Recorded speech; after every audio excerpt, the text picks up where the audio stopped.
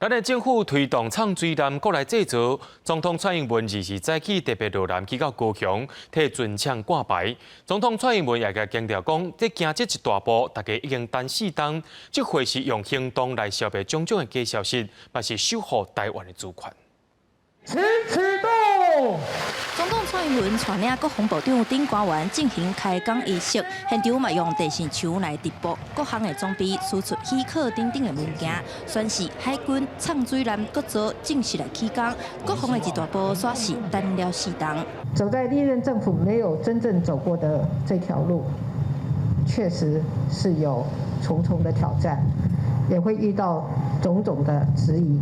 不过挑战和质疑不会打倒我们。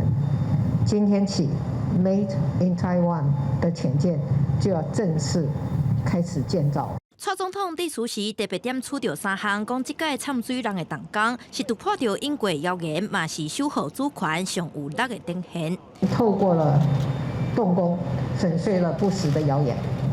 但是我有信心，就像永鹰高教机成功首飞的那一刻，所有的谣言都不攻自破一样。今天潜舰的动工，就是我们证明实际的成绩、粉碎谣言的开始。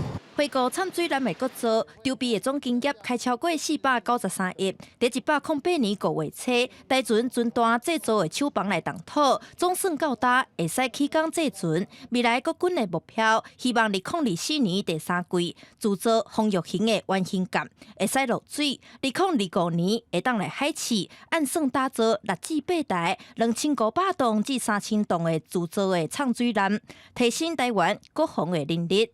搁有伫后壁就是国军唱水艇专用的厂房，海军表示伊有修造合约，嘛因为地点偏僻，所以未来会当避免着外界偷看到机密的疑虑。浅蓝色的厂房，根据海军透露，内部空旷，总统蔡英文嘛探到开幕式进前，先到厂房视察，这是鱼雷管甲第1段的准弹。这届制造唱水南开工仪式 ，AIT 处长嘛特别出席，替台湾唱水南制造提升国防来做见证。记者陈嘉文、林玉凯高雄报道。